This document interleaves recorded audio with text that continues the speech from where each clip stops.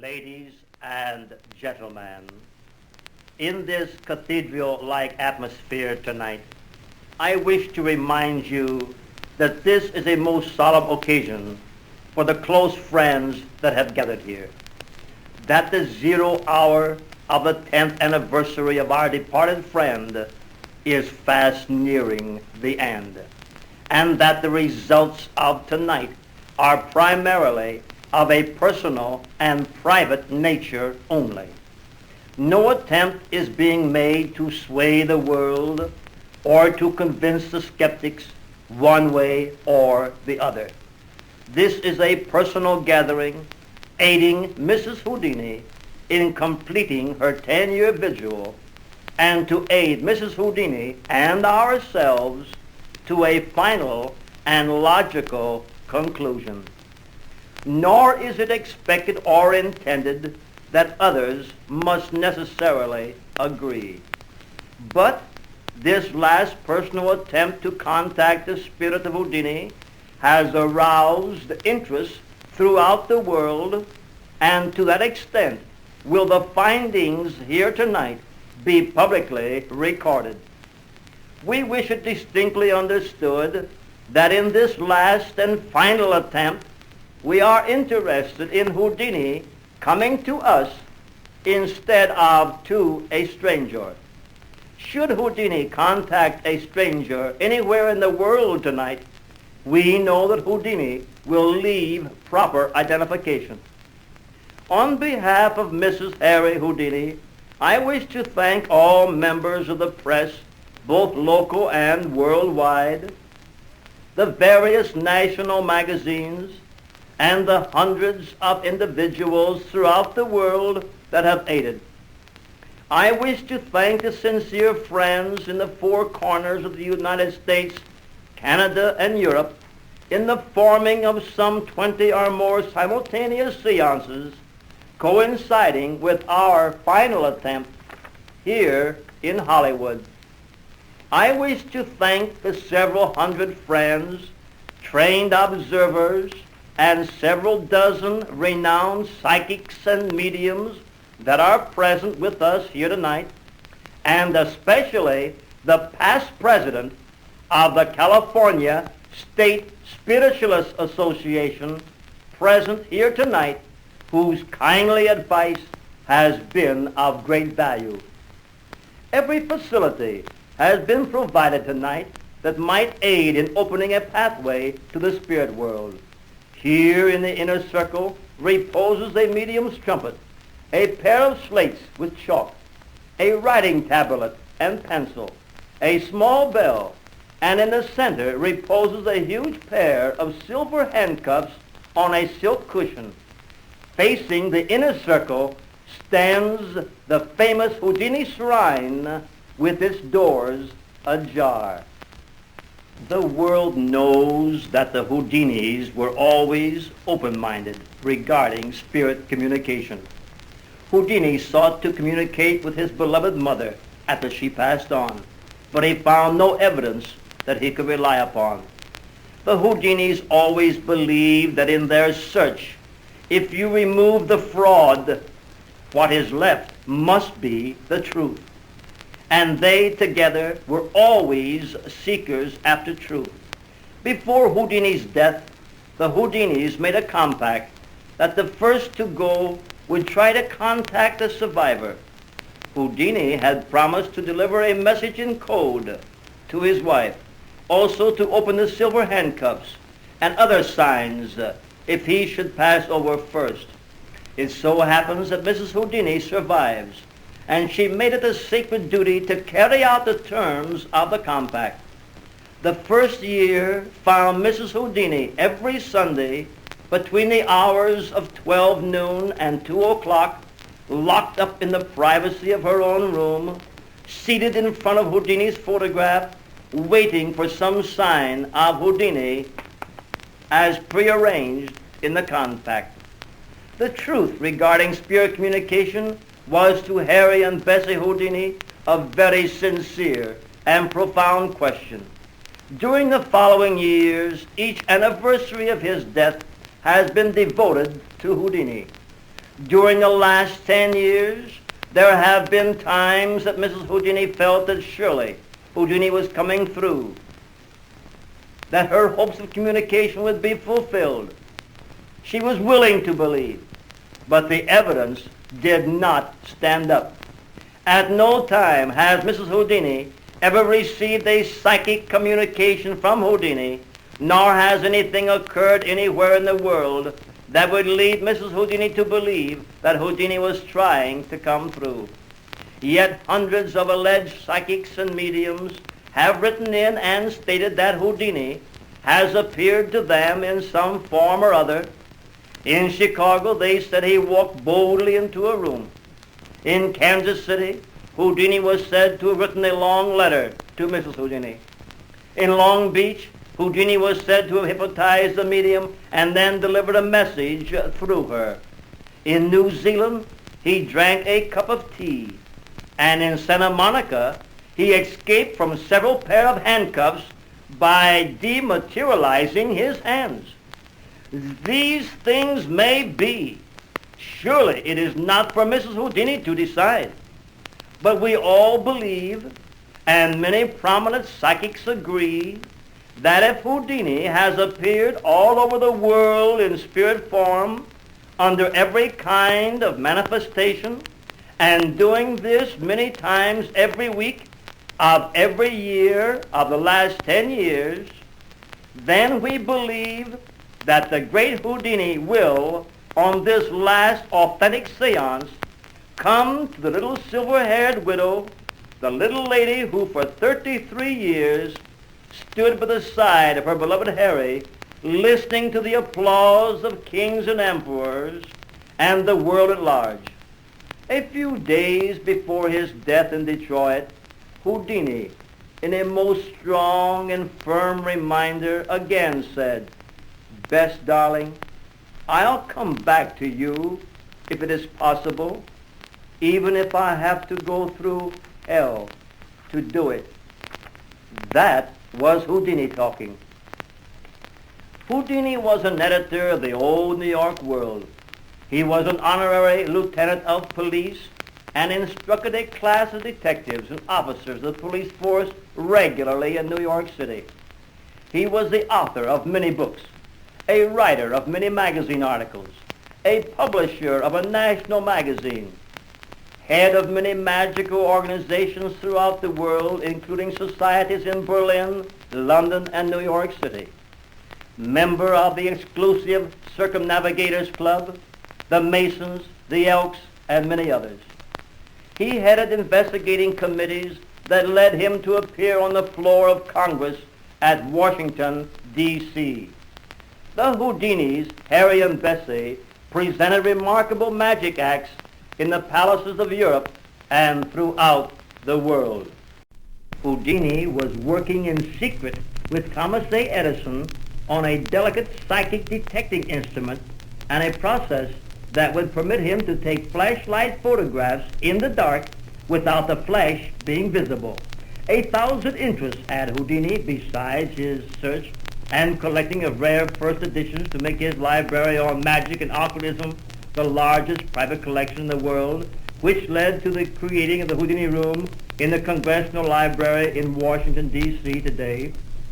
Houdini spent much time in aeronautics, wrote authoritatively on the subject, and was one of the first 17 flyers of the world, owned his own plane, and was the first man to ever successfully fly an aeroplane in Australia, winning the aerial trophy in Melbourne, Australia, March 15, 1910.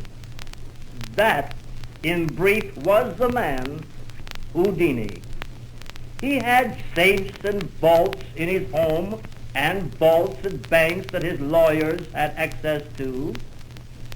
But one secret now made public for the first time is the fact that Houdini had one safe deposit vault in a bank or trust company in the East under some family name other than Houdini, and of which the secret location rested only in Houdini's brain. In this vault was kept highly secret papers, and into which was always placed a certain glass case of jeweled metals and a diamond question mark pin with a rare pearl drop, a gift from Harry Keller to Houdini. The jewel box was always on display in the Houdini home, but prior to closing the house to go on a vaudeville tour, Houdini always placed this box in the secret vault. Many things were left untold because of the unexpected death of Houdini in Detroit. There is a law, a time limit. Madame Houdini has year by year awaited word that the federal government had located or opened the box long overdue. Perhaps the vault rent had been paid years in advance. However, this secret vault has never been located to this day. No medium or psychic has ever brought forth information from Houdini or the spirit world touching on or leading to its discovery. So if any circle tonight in any city or town in the world believes they are contacting Houdini, let them identify themselves by bringing forth this information regarding the secret vault. Tonight, we are in the very heart of glamorous Hollywood that Houdini loves so well. He lived here. He worked here. Houdini loved Hollywood. And Harry and Bessie Houdini celebrated their 25th, their silver wedding anniversary here, and all the great of Hollywood were present. And Houdini made a speech and said, "You are all invited now to be at our 50th, our golden wedding ceremony." And Will Rogers got up and gave an impersonation and said, "Houdini, I'll be here, but this is the way I'll be coming in." And he walked like an aged old man with a cane. Will Rogers is gone. Houdini is gone. Nearly 2/3 of that famous gathering is gone. But this is the kind of a night they all would have loved. Nothing could have kept them away. It's a Houdini night with the spotlight of the public on Houdini, with the whole world paused to see or hear Houdini step on this side of the curtain. Now let us bow our heads in meditation and prayer. O thou mastermind of the universe, please let the spirit of understanding descend upon us that are gathered here in the inner circle tonight. We are each in his own way seekers after truth. Please let thy spirit of understanding guide us and bring the light of truth to the many friends that have earnestly formed psychic circles and gatherings throughout the entire world. Aid us, guide us on this most important question to mankind, spirit communication from across the grave. We ask this universal understanding in all humbleness, and we offer our grateful thanks to thee. Guide us, please. Amen. O thou disembodied spirits, those of you that have grown old in the mysterious laws of spirit land, we greet thee. We have gathered here at the appointed time. We have complied with all the requirements to enable all of you to make your presence known. Members of the spirit world have long known of the intention of this important gathering tonight. All is in readiness. Please now, the time is at hand. Make yourself known to us. Any of you, please. Manifest yourself in any way possible. Please let your united strength and knowledge aid Houdini in coming through. It is the spirit of Houdini we wish to contact. Houdini, are you here? Are you here, Houdini? Please manifest yourself in any way possible. Take from this earnest gathering any strength that may be necessary for you to use. Take any vital thing from us that you may need to enable you to carry out your promise of years ago.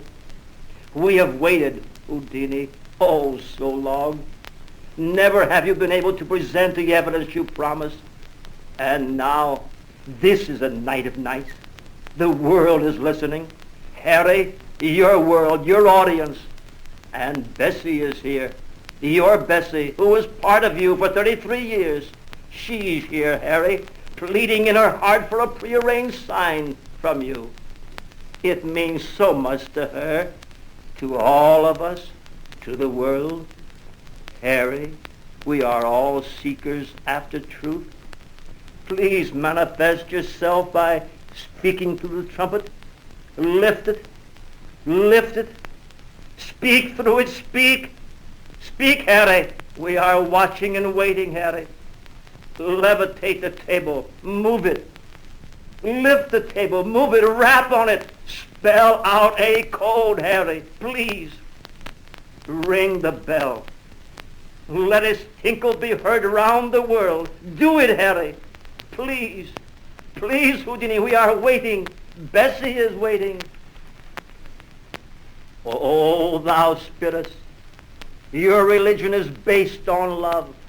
And by that very token, a love of 33 years that have even entered into eternity, by that love I ask that you come through with the evidence. By the love of the little silver-haired widow, by the love and esteem of the countless friends, the evidence, Harry. And Houdini, Dash is listening in. Dash, Hardin, your brother has joined us with a circle. He is formed in New York City, 3,000 miles away. He has joined with us to seek the truth. And the circle in Baltimore, Philadelphia is listening in Providence, in Chicago, Leonard, who was once a protege of yours, a circle in Portland, Maine, and in the faithful city of Detroit, in Victoria, Canada, Tacoma, Rockford, Oakland, and San Francisco, all over the world, all joining in. Come through, Harry. And Houdini, Colonel Harry Day, member of the British Parliament, has formed a circle in London, England. Colonel Day was your closest boyhood friend. Houdini, you must come through. And at the bottom of the world, Australia, the country where you made history, has joined in. We are crying to high heaven, to the powers that be. We are crying in one mighty magnetic voice from every corner of the earth, and the hearts and minds of the multitudes are centered here tonight. We want the evidence, the truth, in the name of humanity and love. If there is communication from the great beyond, come through with the evidence. Then followed calm and silent meditation, and again a tense and dramatic soul pleading, in which Mrs. Houdini joined Dr. Saint. But no sign from Houdini. At last Dr. Saint, in a voice that broke and filled with emotion, asked, Mrs. Houdini, the 0 hour has passed. The 10 years are up. Have you reached a decision? Yes. Houdini did not come through. My last hope is gone.